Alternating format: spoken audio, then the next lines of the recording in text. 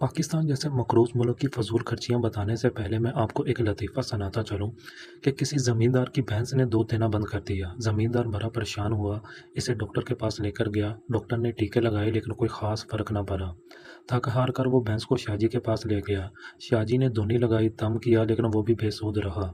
आखिर में ज़मींदार ने सोचा कि शायद इसका खाना बढ़ाने से मसला ठीक हो जाएगा, तो वो इसे माँ जी की खिदमत में ले गया। माँ जी ने खूब खुलकर पट्टे खिलाए, किसी चीज़ की कसर न छोड़ी।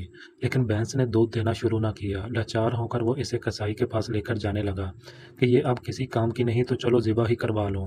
रास्ते में इसे एक साईं मिला। साईं बोला, परेशान लगते हो। ज़मींदार ने अपनी परेशानी बयान की। साईं ने कहा, तुम कट्टा कहाँ बांधते हो? ज़मींदार बोला, भैंस की खुरली के पास। साईं ने पूछा, कट्टे की रस्सी कितनी लंबी है? ज़मींदार बोला, काफ़ी लंबी है।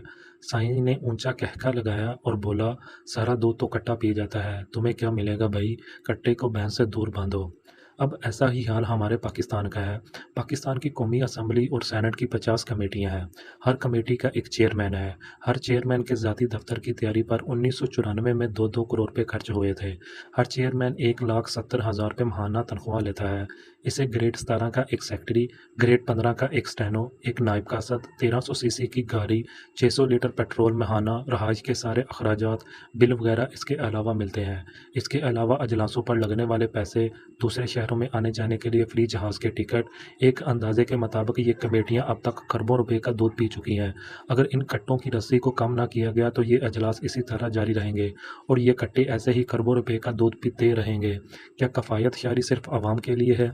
दूसरी जानब आज मैं पाकिस्तानी सियासतदानों और ब्यूरोक्रेट्स हजरात और अफसरान और इनके रहन सहन के हवाले से तमाम हक़ाइक़ कौम के सामने रखता हूँ।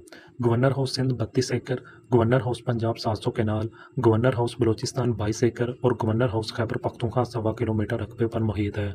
गवर्नर हाउस मरी भी 8.75 एकड़ पर मुश्तमिल है। इसी तरह तमाम चीफ मिनिस्टर हाउसेस भी बहुत बड़े रकबे पर मुहित हैं। ईवान सदर इस्लामाबाद भी सैकड़ों कनाल पर मुहित है, जिसमें हज़ारों की तादाद में मुलाजमीन रखे गए हैं और इन पर करोड़ों रुपए के माहाना अखराजात हो रहे हैं।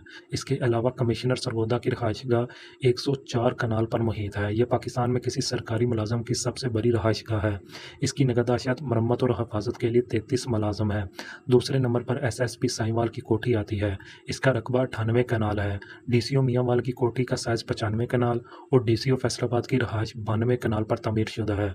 सिर्फ पंजाब पुलिस के साथ DIGs और 32 SSPs की रहायशगाहें 860 कनाल पर मुश्तमिल हैं। सिर्फ पुलिस की इन सरकारी महल्लात की हिफाजत, मरम्मत और ताज़ीन व आराइश पर हर साल 80 करोड़ रुपए से कुछ ऊपर खर्च होते हैं, जो लाहौर के 3 बड़े हस्पतालों के सालाना बजट के बराबर है। 2600 कनाल पर मुश्तमिल इन रहायशगाहों की निगहदाश्त के लिए 30,000 डायरेक्ट और इनडायरेक्ट मुलाजमीन हैं। सिर्फ इनके खानों पर 18 से 20 करोड़ रुपए सालाना खर्च होते हैं। एक सरकारी अंदाजे के मुताबिक ये तमाम रहायशगाहें शहरों के उन मरकजी इलाकों में हैं जहाँ ज़मीन की कीमतें बहुत ज़्यादा हैं। लिहाजा अगर ये तमाम रहायशगाहें बेच दी जाएँ तो 70 से 80 अरब रुपए हासिल हो सकते हैं। यह रकम वापडा के मजमूई खसारे से दोगुना है। गोया अगर ये रहायशें बेचकर रकम वापडा को दे दी जाए तो वापडा को 4 साल तक बिजली की कीमत बढ़ाने की ज़रूरत नहीं होगी। अगर ये रकम हाईवे को दे दी जाए तो वो मोटरवे जैसी 2 सड़कें और कराची से पेशावर तक नेशनल हाईवे जैसी मजीद एक सड़क बना सकती है। अगर ये रकम महकमा सेहत के हवाले कर दी जाए तो ये महकमा पाकिस्तान में Pakistan institute of medical sciences जैसे 70 हस्पताल बना सकता है। अगर ये रकम वासा के हवाले कर दी जाए तो वह इस रकम से समुद्र का पानी साफ करने के 12 प्लांट लगा सकता है।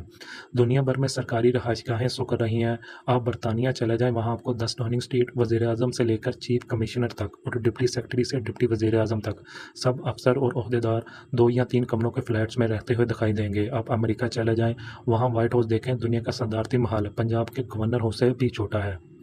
जापान में तो वज़ीर-ए-आज़म हाउस सिरे से ही नहीं, ये बड़े-बड़े मुल्कों के सरबराहान की सूरत हाल है। रहे सरकारी मुलाजम, ब्यूरोक्रेट, आला अफसर, तो आप पूरा यूरोप घूम फिर लें, आपको ये लोग आम बस्तियों के आम फ्लैटों में आम शहरियों की तरह रहते नजर आएंगे। बट पाकिस्तान में बिल्कुल इसके उलट है। खलकत खुदा मर रही है और इनके अफसर टैक्सों की कमाई पर पलने वाले बागों में झोले डालकर बैठे हैं। IMF के मकरूज मुल्क में 90,000 गाड़ियाँ, 220 अरब का मुफ्त पेट्रोल और 550 अरब रुपए की सालाना मुफ्त बिजली अफसरान को दी जाती है। तो क्या ये मुल्क दिवालिया नहीं होगा? ये कब तक चलेगा? मेरी आने वाली हुकूमत से गुजारिश है कि वो सबसे पहले इन चीज़ों से छुटकारा हासिल करे, जिससे अरबों रुपए की बचत हो सकती है।